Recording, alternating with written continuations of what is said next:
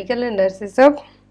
तो आज से हम यहाँ पर डिस्कस करेंगे एनएचएम के लिए सीरीज़, जो कि अब यूपी में एग्ज़ाम होगा आपका। सीएचओ के लिए फॉर्म फिलअप स्टार्ट हो गए हैं। बिहार स्टाफ नर्स का पेपर कल ही है 5 जुलाई को। पंजाब सीएचओ और एएनएम की रिसेंट में बम्पर वैकेंसी निकाली गई हैं बिहार में। अलग अलग स्टेट में एएनएम के जो पेपर होते हैं उनके लिए। तो यहाँ पर जितने भी क्वेश्चन रहेंगे, अब जो सीरीज़ हमने स्टार्ट की है, जितने भी एनएचएम की तरफ से एग्ज़ाम कंडक्ट करवाए जाते हैं उनके लिए हेल्पफुल रहेंगे। तो इस सीरीज़ में बेसिकली कम क्वेश्चन है, 30+ क्वेश्चन है, बट जिसके बाद सीरीज़ सेकंड रहेगी एनएचएम की, उसमें मैं कोशिश करूँगी एटलीस्ट 70 क्वेश्चन तक आपको ऐड किए जाएँ। तो वीडियो में एंड तक ज़रूर बने रहें। और जो लोग चैनल पर नए हैं, चैनल को सब्सक्राइब करके बेल आइकन बटन को ज़रूर प्रेस करें। तो यहाँ पर जो भी क्वेश्चन हम करेंगे, तो ये प्रीवियसली एनएचएम के जो एग्ज़ाम हुए हैं उनमें आए हुए क्वेश्चन है। और मोस्ट ऑफ द थिंग जिन भी लोगों ने अभी रिसेंट में जबलपुर और भोपाल का जो पेपर हुआ था जीएमसी का, यदि आपको मेमोरी बेस्ड क्वेश्चन याद हो तो प्लीज़ आप लोग कमेंट बॉक्स में या फिर मेरे व्हाट्सएप नंबर पर सेंड कर सकते हैं। क्योंकि बहुत सारे लोगों का अब जिनका 10 तारीख को पेपर होने वाला है, I think Datia and Chhindwara वालों के लिए जीएमसी का पेपर है, तो उनको बहुत ही ज़्यादा डर लग रहा है कि किस तरीके का पेपर आएगा, क्या होगा। तो यदि आपको क्वेश्चन याद हो तो आप लोग कमेंट बॉक्स में या फिर मेरे व्हाट्सएप नंबर पर सेंड कर सकते हैं। जिन भी लोगों ने 3 जुलाई को पेपर दिया है जीएमसी एमपी में, अलग अलग जीएमसी के लिए पेपर कंडक्ट करवाया गया था, और जिनका एमपी सीएचओ के लिए नॉर्मलाइजेशन चल रहा है, तो वहाँ पर उसका रिजल्ट भी बहुत ही जल्दी आ जाएगा। आप लोग थोड़ा सा वेट कीजिए। तो यहाँ पर क्वेश्चन नंबर फर्स्ट है, जो कि हमारी नर्सिंग का सबसे फेमस क्वेश्चन है। Birth registration is done in India with in how many days. तो भारत में जन्म का जो रजिस्ट्रेशन है कितने दिनों के अंदर करवा लेना चाहिए? ऑप्शन में 21 डेज, 22 डेज, 17 डेज या फिर 18 डेज। तो birth and death registration act, जो कि 1969 में आया था, 1969 में आया था, उसके अकॉर्डिंग हमारे इंडिया में जन्म का रजिस्ट्रेशन मीन्स बर्थ रजिस्ट्रेशन और डेथ रजिस्ट्रेशन मतलब कि मृत्यु का जो रजिस्ट्रेशन है विद इन 21 दिनों के अंदर करवा लेना चाहिए। तो जो birth and death registration act कब पास हुआ था? 1969 में। और इसके अकॉर्डिंग जन्म और मृत्यु दोनों का रजिस्ट्रेशन कितने दिनों के अंदर करवा लेना है? यदि डेथ हुई है तो 21 दिनों के अंदर, और यदि जन्म हुआ है तो भी 21 दिनों के अंदर हमें दोनों सर्टिफिकेट है जो बनवा लेने होंगे। रजिस्ट्रेशन इनका हमें करवा लेना है। और एक्ट कब आया था? 1969 में। नेक्स्ट क्वेश्चन है, longest muscles in the human body. तो ह्यूमन बॉडी की सबसे लंबी मसल कौन सी है? ऑप्शन में सार्टोरियस, ग्लूटियस, डेल्टॉइड या फिर ट्रेपेजियस। तो जो लॉन्गेस्ट मसल है ह्यूमन बॉडी की, इनमें से कौन सी है? तो वो सार्टोरियस मसल्स। कौन सी है? Sartorius muscles. और यहाँ पर एक क्वेश्चन और बनता है कि जो इंट्रामस्कुलर इंजेक्शन के कारण जो बटक में आईएम इंजेक्शन यदि दिया जाता है, तो कौन सी मसल है जो डैमेज हो सकती है या फिर जो निडल है वहाँ पर टच कर सकती है जिस मसल को? तो वो सार्टोरियस मसल, जिसके कारण पूरी बॉडी पैरालाइज तक हो सकती है। तो ये आपको याद रखना है कि यदि इंट्रामस्कुलर इंजेक्शन लगाते टाइम थोड़ी सी भी लापरवाही होती है, जो मसल्स में इंजेक्शन लगता है, तो वहाँ पर सार्टोरियस मसल्स भी प्रेजेंट रहती है। स्पेशली जब इंजेक्शन बटक्स में लगाया जा रहा हो तो उसके कारण पूरी बॉडी क्या हो सकती है? पैरालाइज्ड भी हो सकती है। तो ये पॉइंट आप जरूर याद रखें। और लॉन्गेस्ट मसल कौन सी है? तो वह सार्टोरियस मसल। नेक्स्ट है यहाँ पर, in tubectomy which body part is removed. तो ट्यूबेक्टोमी और ट्यूबल लिगेशन होता है, तो उसमें कौन सा बॉडी पार्ट है जो कट किया जाता है? ऑप्शन में यूट्रस, फैलोपियन ट्यूब, ओवरी या फिर यूरिनरी ब्लैडर। तो दोनों फैलोपियन ट्यूब होती हैं, जो फैलोपियन ट्यूब है उसको कट किया जाता है, जिसको हम ट्यूबेक्टोमी कह सकते हैं, या फिर इसको मैं भी कह सकते हैं permanent method of family planning. Family planning की फीमेल में जो परमानेंट मेथड होगी वो क्या है? ट्यूबेक्टोमी। यदि मेल में आता है तो वैसेक्टोमी। ट्यूबेक्टोमी में किस बॉडी पार्ट को कट किया जाता है? तो ये किया जाता है फैलोपियन ट्यूब को, क्योंकि फैलोपियन ट्यूब में ही क्या होता है? फर्टिलाइजेशन की प्रोसेस होती है। तो इसीलिए ट्यूबेक्टोमी में क्या किया जाता है? फैलोपियन ट्यूब को कट किया जाता है। नेक्स्ट है यहाँ पर, world heart day celebrated on which day. यहाँ पर वर्ल्ड हेल्थ डे नहीं है, वर्ल्ड हार्ट डे, विश्व हृदय दिवस कब मनाया जाता है? ऑप्शन है 29 मार्च, 29 अक्टूबर, 29 सितंबर या फिर 29 दिसंबर। तो वर्ल्ड हार्ट डे हम कब सेलिब्रेट करते हैं? एवरी ईयर 29 सितंबर को, 29 सितंबर को हम हर साल क्या सेलिब्रेट करते हैं? वर्ल्ड हार्ट डे या फिर विश्व हृदय दिवस। और ये 2012 में जो एक कॉमन हमें भी कह सकते हैं एक थीम लाई गई थी, या फिर ये कह सकते हैं कि वर्ल्ड लीडर्स, यहाँ पर कहा गया है कि in May 2012 world leaders committed to reducing global mortality from non communicable disease. जितने भी नॉन कम्युनिकेबल डिसीज हैं उनको 25% तक क्या करना है, जिनके कारण डेथ होती है उनको 25% तक कम करना है। कब? 2025 तक। तो आपको याद रखना है, यहाँ पर मेन पॉइंट है वर्ल्ड हार्ट डे कब सेलिब्रेट करते हैं? 29 अक्टूबर को। यदि वर्ल्ड हेल्थ डे आता है तब हमें कहना है 7 अप्रैल, बट यहाँ पर वर्ल्ड हार्ट डे आता है तो 29 सितंबर। नेक्स्ट है यहाँ पर इन एथेरोस्क्लेरोसिस आर्टरी विल बी। तो एथेरोस्क्लेरोसिस एक एथेरोस्क्लेरोसिस का ही एक टाइप है। तो एथेरोस्क्लेरोसिस में आर्टरी कैसी हो जाएंगी? ऑप्शन में थिक, हार्ड, इलास्टिक या फिर फ्रेजाइल। तो एथेरोस्क्लेरोसिस में क्या होगा कि जो क्लॉट है, जो फैट है और जो भी कोलेस्ट्रॉल है उसका डिपोजिशन कहाँ पर होगा? आर्टरीज में। तो आर्टरीज क्या होंगी? ब्लॉक होंगी, हार्ड होंगी, जिसके कारण प्लग का फॉर्मेशन होगा, ब्लड का फ्लो प्रॉपरली नहीं हो पाएगा। तो एथेरोस्क्लेरोसिस में क्या होगा कि जो फैट है, जो लिपिड है या फिर जो कोलेस्ट्रॉल है डिपॉजिट हो रहा है आर्टरीज में, जमा हो रहा है उसका, जिसको हम प्लग कह सकते हैं, उस प्लग के कारण क्या होगा? आर्टरीज कैसी होंगी? हार्ड होंगी। तो यहाँ पर आंसर क्या होगा आपका? हार्ड होंगी आर्टरीज। तो atherosclerosis sometimes called hardening of the arteries occurs when fat or cholesterol and calcium build up inside the lining of the artery wall forming a substance called plaque। Means कि जो hardening of the arteries है किसके कारण हो रहा है? जब भी फैट, कोलेस्ट्रॉल या फिर कैल्शियम का बिल्डअप कहाँ पर हो रहा है? आर्टरी की वॉल पर, inside the lining of the arteries wall, जिसके कारण एक सब्सटेंस का फॉर्मेशन होगा तो वो क्या कहलाएगा? प्लग।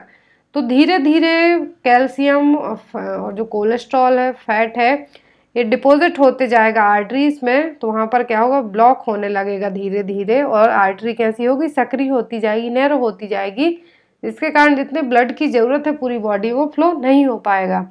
सो यहाँ पर आपका आंसर क्या आएगा? हार्ड। एक क्वेश्चन एग्जाम में आ चुका है, तो हार्डनिंग ऑफ आर्टरीज या फिर एथेरोस्क्लेरोसिस। तो यहाँ पर आपको ये 2-3 पॉइंट याद रखना। यदि आपको आर्टरी से समझ में नहीं आता तो आप ऐसे भी याद रख सकते हैं कि कोई एक हैलो पाइप है जिसमें कोई भी चीज़ आप यदि बीच में जमा कर देते हैं तो वहाँ पर से यदि आप पानी का फ्लो करते हैं, कुछ भी फ्लो करते हैं तो नॉर्मल नहीं होगा। सेम थिंग आर्टरी में होगी, तो वो जो वहाँ पर कुछ भी जमा होगा वो क्या करेगा? वो हार्ड ही करेगा कंडीशन को। तो यहाँ पर आर्टरीज कैसी हो जाएंगी इस सिचुएशन में? हार्ड। नेक्स्ट है यहाँ पर व्हेन वाज द स्वच्छ भारत अभियान वाज लॉन्च्ड। तो स्वच्छ भारत अभियान कब लॉन्च किया गया था? ऑप्शन में 2 सितंबर 2014, 2 अक्टूबर 2014, 2 नवंबर 2014 या फिर 10 दिसंबर 2014। तो स्वच्छ भारत अभियान कब आया था? तो स्वच्छ भारत अभियान की जब बात की जा रही है तो इंडिया का जो सबसे क्लीनेस्ट सिटी है, आपको एग्जाम में आ सकता है, तो वो रिसेंट में कौन सी है? तो लास्ट 2 और 3 ईयर से इंदौर है जो टॉप फर्स्ट में आ रहा है कि स्वच्छ भारत अभियान के तहत जो सबसे क्लीनेस्ट सिटी है वो क्या है? तो वो है इंदौर, मध्य प्रदेश का इंदौर शहर। स्वच्छ भारत अभियान कब लॉन्च किया गया था? 2 अक्टूबर 2014 को, जिस दिन महात्मा गांधी जी की जन्म तिथि मनाते हैं हम, उसी दिन स्वच्छ भारत अभियान को लॉन्च किया गया था। नेक्स्ट यहाँ पर what is the respiration rate during pregnancy. तो प्रेगनेंसी में जो हमने फिजियोलॉजिकल चेंज पढ़े हैं, तो रेस्पिरेटरी सिस्टम है, तो वहाँ पर प्रेगनेंसी में रेस्पिरेटरी रेट कितनी रहेगी? ऑप्शन में 20 breath per minute, 14 breath per minute, 30 breath per minute या फिर 10 ब्रीथ पर मिनट। तो रेस्पिरेशन में प्रेगनेंसी में रेस्पिरेशन रेट थोड़ी सी बढ़ेगी, इंक्रीज होगी। इन दैट केस जो प्रेगनेंसी में रेस्पिरेशन रेट है वो क्या होगी? 20 पर मिनट। नेक्स्ट है यहाँ पर what is the growth. Growth का मतलब क्या है? ऑप्शन में psychological skill development, physical growth, progressive growth in size और शेप इन बॉडी पार्ट्स या फिर डी, बोथ बी एंड सी। तो हमने ग्रोथ एंड डेवलपमेंट 2 पॉइंट पढ़े हैं। तो डेवलपमेंट में क्या होता है कि जो सेल्स हैं उनका डेवलपमेंट हो रहा है, सेल्स में ग्रोथ हो रही है। बट यहाँ पर ग्रोथ का मतलब होता है फिजिकली ग्रोथ का होना, और जो बॉडी का शेप, बॉडी के पार्ट्स हैं वो भी बढ़ रहे हैं, तो क्या होगा, ये कहलाएगा physical growth and progressive growth in size और shape in the body parts. जो साइकोलॉजिकल स्किल डेवलपमेंट होता है ये क्या है, डेवलपमेंट में है, ग्रोथ में नहीं आएगा। नेक्स्ट है यहाँ पर in adult age what is the first priority, तो एडल्ट एज की फर्स्ट प्रायोरिटी क्या होगी, ऑप्शन में mental health, career counselling, physical health या फिर iron folic acid supplement.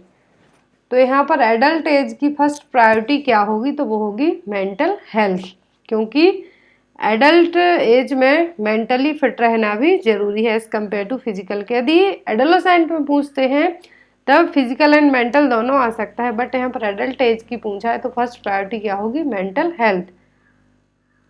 Next है यहाँ पर best way to collect blood sample in neonate. एक क्वेश्चन आपको याद रखना है, आपको एग्जाम में आ सकता है कि कोई न्यूनेट बेबी है तो उसमें यदि हमें ब्लड सैंपल लेना है तो कहाँ से आप लेंगे, बेस्ट तरीका कहाँ से ब्लड को कलेक्ट होने का होगा। ऑप्शन में हील, हैंड्स, नेक या फिर बैक। न्यूनेट्स, जितने भी न्यूनेट्स होते हैं तो ब्लड सैंपल कलेक्ट करने के लिए सबसे अच्छी जगह कौन सी होती है न्यूनेट में, हील। हील से इजीली और बहुत ही अच्छे से ब्लड सैंपल है जो कलेक्ट हो जाएगा न्यूनेट में as compare to other side के, क्योंकि अदर जगह उतना ज़्यादा ब्लड फ्लो नहीं होगा जितना हील में होगा, तो वहाँ से ब्लड सैंपल इजीली ले सकते हैं।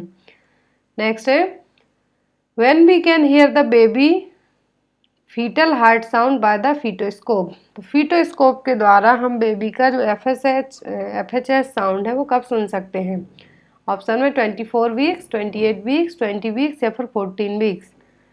तो जो FHS है हम फीटोस्कोप की सहायता से कब सुन सकते हैं, 20 वीक ऑफ प्रेगनेंसी में, 20 वीक की प्रेगनेंसी में फीटोस्कोप की सहायता से हम फीटल हार्ट साउंड को सुन सकते हैं। नेक्स्ट है यहाँ पर cholera caused by which one. तो कोलेरा किसके कारण होता है, तो कोलेरा का एक साइन आपको एग्जाम में आ सकता है, तो क्या राइस वाटर स्टूल। तो कोलेरा किसके कारण होता है, तो ये होता है वायरस के द्वारा। तो ऑप्शन में salmonella typhi, vibrio cholera, myxovirus या फिर स्ट्रेप्टोकोकल। साल्मोनेला टाइफी किसके लिए रिस्पॉन्सिबल है, टाइफाइड फीवर के लिए। विब्रियो कोलेरा जो वायरस है किसके लिए रिस्पॉन्सिबल है, कोलेरा के लिए। कोलेरा का कॉजेटिव एजेंट क्या है, वायरस विब्रियो कोलेरा। नेक्स्ट है यहाँ पर which type of pelvis is more suitable for baby birth. तो बेबी को जन्म देने के लिए सबसे सही पेल्विस कौन सी होगी। ऑप्शन है गायनेकॉइड, एंड्रॉइड, प्लेटिपॉइडेड या फिर एंथ्रोपॉइड।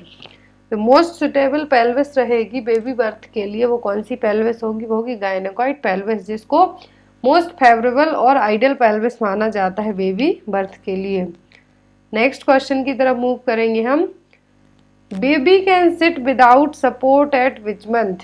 तो जो बेबी हैं बिना किसी सपोर्ट के किस महीने में बैठना स्टार्ट कर देंगे। ऑप्शन में है 10 मंथ, 8 मंथ, 6 मंथ या फिर 12 मंथ। तो यहाँ पर विदाउट सपोर्ट पूछा, यदि विद सपोर्ट के पूछे तो 6 मंथ में स्टार्ट कर देते हैं, बट विदाउट सपोर्ट बेबी अपने खुद से ही फ्रीली सिट कर सकते हैं। तो कब, 8 मंथ की एज में, 8 महीने में। ग्रोथ और डेवलपमेंट माइलस्टोन का अच्छा क्वेश्चन है।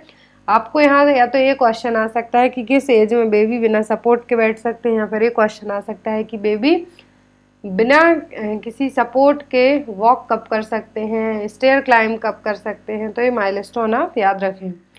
नेक्स्ट यहाँ पर कोलेस्ट्रम इज हाईली। तो कोलेस्ट्रम में सबसे ज़्यादा क्या रहेगा। ऑप्शन में इन्फेक्टिव, न्यूट्रिटिव, एक्सपेंसिव या फिर नॉन वैल्यूएबल। तो कोलेस्ट्रम है जो फर्स्ट ब्रेस्ट मिल्क है आफ्टर डिलीवरी के बाद जो येलो कलर का जो ब्रेस्ट मिल्क सीक्रेट होता है 24 to 48 आवर तक, तो क्या है कोलेस्ट्रम। और हाईली क्या होता है, न्यूट्रिटिव होता है, जिससे बेबी को जितनी भी ज़रूरत रहेगी जो भी न्यूट्रिशन की वो कंप्लीट हो जाएंगी। नेक्स्ट है यहाँ पर विच site is used for the BCG vaccination. तो BCG वैक्सीनेशन के लिए कौन सी साइट यूज़ की जाएगी। ऑप्शन में left lower arm, left upper arm, right lower arm या फिर राइट अपर आर्म।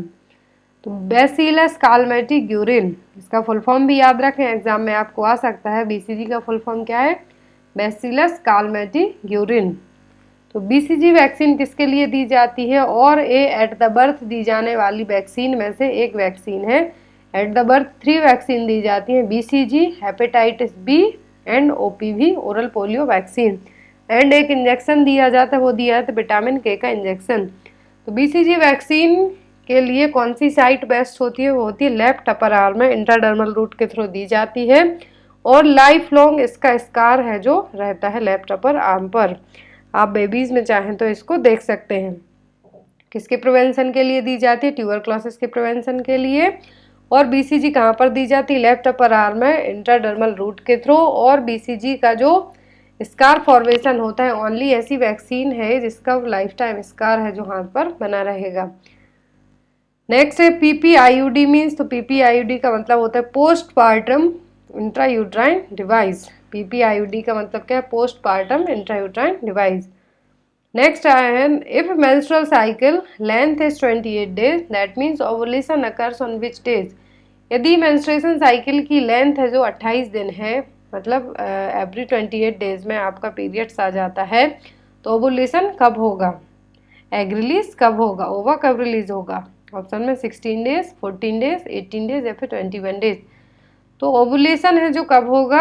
यदि 28 दिन की साइकिल है तो कब? 14वें दिन में। तो आंसर क्या होगा आपका? बी। नेक्स्ट है यहाँ पर the roles and responsibilities of ASHA includes all except. तो जो आशा वर्कर होती हैं, एक्रेडिटेड सोशल हेल्थ एक्टिविस्ट। आशा का फुल फॉर्म भी याद रखें, एक्रेडिटेड सोशल हेल्थ एक्टिविस्ट। तो इनकी सभी रोल्स एंड रिस्पॉन्सिबिलिटीज हैं किसी एक को छोड़कर। ऑप्शन में provide primary medical care for minor elements like diarrhoea, provide medical care using IMNCI guidelines, provide dots treatment, create awareness on nutrition and basic sanitation. तो जो आशा वर्कर होती हैं, कोई भी माइनर इंजरी हुई है, चाहे डायरिया हो, तो उसको प्राइमरी केयर प्रोवाइड करवा सकती हैं, डॉट्स ट्रीटमेंट दे सकती हैं, अवेयरनेस प्रोवाइड करवा सकती हैं बेसिक सैनिटेशन और न्यूट्रिशन को लेके, बट IMNCI गाइडलाइन को पालन करके मेडिकल केयर प्रोवाइड नहीं करवा सकती हैं। तो यहाँ पर आपका आंसर क्या होगा? डी। ये देखिए यहाँ पर आशा वर्कर होती है, उनकी रोल्स एंड रिस्पॉन्सिबिलिटी क्या होती हैं? Counselling for breast feeding, skill birth attendance, prevention of disease. ये क्या है? काउंसलिंग करेंगी इन चीज़ के लेके, कम्युनिटी सैनिटाइजेशन के बारे में बताएंगी, प्रोविजन ऑफ ड्रग्स, तो मलेरिया, डायरिया, ट्यूबरक्लोसिस की ड्रग्स के बारे में बताएंगी, community mobilisation, health planning, family planning, इन सब पर भी आपको बता सकती हैं, डायग्नोज करवा सकती हैं मलेरिया और प्रेगनेंसी को, सर्वे कर सकती हैं कुछ भी रिसेंट के इवेंट को लेके। और एज एन एस्कॉर्ट का काम भी कौन करता है कम्युनिटी में? तो वो है आशा वर्कर। एस्कॉर्ट का काम का मतलब है यहाँ पर antenatal and postnatal care provide करवाना, इंस्टीट्यूशनल डिलीवरी के लिए हॉस्पिटल लेके जाना, इम्यूनाइजेशन, डायबिटिक टेस्ट और फैमिली प्लानिंग के बारे में बताना। तो ये सभी काम कौन करता है? आशा वर्कर। तो ये आशा की क्या हो गई? रिस्पॉन्सिबिलिटी। आशा का फुल फॉर्म क्या होता है? Accredited social health activist. Next question है यहाँ पर, the concept of primary health care was recommended by. तो PHC का जो कॉन्सेप्ट है किस कमेटी ने दिया था? ऑप्शन में भोर committee, Mudaliar committee, Mukherjee committee या फिर करतार सिंह कमेटी। तो प्राइमरी हेल्थ केयर का जो कॉन्सेप्ट आया था, कब आया था? 1978 में, 1978 में अल्माटा डिक्लेरेशन के तहत। तो प्राइमरी हेल्थ केयर को किसने रिकमेंड किया था? भोर कमेटी ने। किसने? भोर कमेटी ने। ये यहाँ पर यदि लॉन्च पूछते हैं तो 1978 में आया था, 1978 में आया था, बट यहाँ पर कॉन्सेप्ट किसने दिया था PHC का? तो ये दिया था भोर कमेटी ने। नेक्स्ट है यहाँ पर the gross motor development of 6 to 8 month old infants. तो 6 से 8 महीने के बच्चे का जो ग्रॉस मोटर डेवलपमेंट है इन्फेंट का, वो क्या होगा? ऑप्शन में hold, head erect, sit without support, crawling, stand with support. तो 6 से 8 महीने के जो इन्फेंट है उसका कौन सा ग्रॉस मोटर डेवलपमेंट होगा? तो होल्ड, हेड एंड इरेक्ट। तो ये जनरली 3 to 4 मंथ की एज में होने लगता है। क्राउलिंग आफ्टर सिटिंग के बाद होगी। स्टैंड विथ सपोर्ट ये 12 मंथ to 10 to 12 मंथ में होता है, बट 6 to 8 मंथ में बेबी क्या करते हैं? Seat without support. 6 से 8 महीने के बेबी, सभी बच्चों का डेवलपमेंट है जो डिफरेंट होता है, ऐसा नहीं कह सकते कि सभी का सेम होता है, थोड़ा अंतर होता है सभी बच्चों में, एक से नहीं डेवलपमेंट होगा। तो 6 से 8 महीने की इसीलिए अप्रोक्सीमेट ड्यूरेशन दिया है। तो कोई बच्चे 6 महीने में बैठने लगते, कोई 7 में, कोई 8 में, इवन जिनमें डिले डेवलपमेंट होता है तो 9 to 10 मंथ तक बैठना ही स्टार्ट करते हैं। तो 6 to 8 मंथ की एज में इन्फेंट क्या कर सकता है? बैठ सकता है बिना किसी सपोर्ट के। नेक्स्ट है यहाँ पर 3 to 6 year old child belongs to the development stage of. तो यदि कोई बच्चा 3 से 6 साल तक की एज का है तो वो किस डेवलपमेंट स्टेज से बिलोंग करेगा? ऑप्शन में इन्फेंट, टोडलर, प्री स्कूलर या फिर स्कूल एज चिल्ड्रन। तो इन्फेंट कौन से बच्चे होंगे? 28 डेज से 1 ईयर एज तक के बच्चे। टोडलर में कौन आएंगे? 2 to 3 ईयर एज ग्रुप के बच्चे। प्री स्कूल में आएंगे 3 to 6 ईयर के बच्चे। एंड 6 ईयर के बाद क्या स्टार्ट होगा? School as. एंड 11 और 12 to 19 तक क्या आते हैं? Adolescent, then adult. तो इस तरीके से 3 से 6 साल के बच्चे हैं जो किस डेवलपमेंटल स्टेज में आएंगे? प्री स्कूलर स्टेज में। नेक्स्ट है यहाँ पर the employ state insurance act covers employ drawing wage not exceeding. तो जो ESI एक्ट है इसके तहत यदि एम्प्लॉय का जो वेज है वो कितने से ज़्यादा ना हो तभी कवर करेगा ये। ऑप्शन में 19,000 per month, 20,000 per month, 21,000 per month या फिर 23,000 पर मंथ। तो ESI एक्ट के तहत एम्प्लॉय का जो ड्रॉइंग वेज है कितने से ज़्यादा ना हो तभी ये कवर अप करेगा, 21,000 से ज़्यादा ना हो तब। नेक्स्ट है यहाँ पर Heimlich manoeuvre is use to performed. Heimlich manoeuvre है जो कब किया जाता है? तो हेमलिच मैन्यूवर का क्यों परफॉर्म किया जाता है? ऑप्शन में to treat insufficient breathing, to remove circulation, to remove blockage from victim's airway, to provide effective ventilation. तो हेमलिच मैन्यूवर को यदि कोई फॉरेन ऑब्जेक्ट है जो हमारे रेस्पिरेटरी सिस्टम में या फिर ब्लॉकेज एयरवे सिस्टम में ब्लॉक कर रहा है उसको निकालने के लिए जो मैन्यूवर यूज़ किया जाता है उसको क्या कहा जाता है? Heimlich manoeuvre. इसके लिए है to remove blockage from the victim's airway. कोई भी फॉरेन मटेरियल हो, कुछ भी ऐसा फंस गया हो विक्टिम के एयरवे में तो उसको निकालने के लिए, ब्लॉकेज को निकालने के लिए मैन्यूवर यूज़ किया जाएगा, वो क्या कहलाता है? Heimlich manoeuvre. नेक्स्ट है यहाँ पर the sub centre is rename the. तो सब सेंटर का दूसरा नाम है जो क्या कर दिया गया है? ऑप्शन में health and wellness centre, Ayurveda clinic, health centre, health and science centre. Sub centre का दूसरा नाम क्या रख दिया गया है? Health and wellness centre. यहाँ पर 2-3 क्वेश्चन बहुत ही इंपॉर्टेंट है, ध्यान से सुनिए आप लोग। अकॉर्डिंग टू आयुष्मान भारत योजना how many health and wellness centre should be open. तो आयुष्मान भारत योजना के तहत कितने हेल्थ एंड वेलनेस सेंटर है जो खोले जाने हैं? PMJY स्कीम के तहत, प्रधानमंत्री जन आरोग्य योजना के तहत कितने हेल्थ एंड वेलनेस सेंटर जो ओपन किए जाने हैं? ऑप्शन है 1 लाख, सेकेंड ऑप्शन है 1,20,000, 1,50,000 या फिर 2 लाख। तो अकॉर्डिंग टू आयुष्मान भारत योजना फिर अकॉर्डिंग टू प्रधानमंत्री जन आरोग्य योजना के तहत जो हेल्थ एंड वेलनेस सेंटर खोले जाने कितने? 1.5 लाख, 1,50,000 तक है जो हेल्थ एंड वेलनेस सेंटर खोले जाने हैं। तो आयुष्मान भारत योजना कब लॉन्च हुई थी? 23 सितंबर 2018 को। इसको प्रधानमंत्री जन आरोग्य योजना के नाम से भी जाना जाता है और इसका जो स्लोगन रखा गया वो क्या है? सर्वे भवन्तु सुखिनः सर्वे सन्तु निरामया। आपको एग्जाम में आ सकता है ये स्लोगन क्या है PMJY स्कीम का, प्रधानमंत्री जन आरोग्य योजना का, सर्वे भवन्तु सुखिनः सर्वे सन्तु निरामया। और इसकी जो राशि है मतलब अमाउंट कितना है जो इसमें लिमिट रखी गई है तो 5 लाख पर फैमिली के लिए लिमिट रखी गई है। 5 लाख रुपए हैं जो एक फैमिली को प्रधानमंत्री जन आरोग्य योजना के तहत ट्रीटमेंट के लिए प्रोवाइड करवाए जाएंगे। जन आरोग्य जो प्रधानमंत्री जन आरोग्य योजना है और आयुष्मान भारत योजना है इसके तहत 1.5 लाख सब सेंटर हैं जो ओपन किए जाने हैं। इसीलिए रिसेंट में CHO की वैकेंसी बहुत ज़्यादा निकाली जा रही है कि अलग अलग गाँव में जो भी हेल्थ एंड वेलनेस सेंटर है सब सेंटर वहाँ पर इनकी पोस्टिंग की जाए। नेक्स्ट क्वेश्चन है आप लोगों के लिए, इसका आंसर कमेंट बॉक्स में देना। जो नेक्स्ट सीरीज रहेगी सेकंड उसमें इसका आंसर मैं आपको बताऊंगी। क्वेश्चन है which of the following complication is most likely responsible for a delay postpartum haemorrhage. तो इनमें से कौन सा कॉम्प्लिकेशन रिस्पॉन्सिबल हो सकता है डिले पोस्टपार्टम हेमरेज के लिए? ऑप्शन में क्लॉटिंग डेफिशिएंसी, यूट्राइन सब इन्वोल्यूशन, पेरिनियल लैस्ट्रेशन या फिर सर्वाइकल लैस्ट्रेशन। तो आई होप आपको ये क्वेश्चन अच्छे लगे हो तो वीडियो को लाइक करना और आप अपने कमेंट सजेस्ट कर सकते हैं कमेंट बॉक्स में कि और किस तरीके के वीडियो आप तक पहुंचाए जाएं। Guys thank you for watching us, bye bye.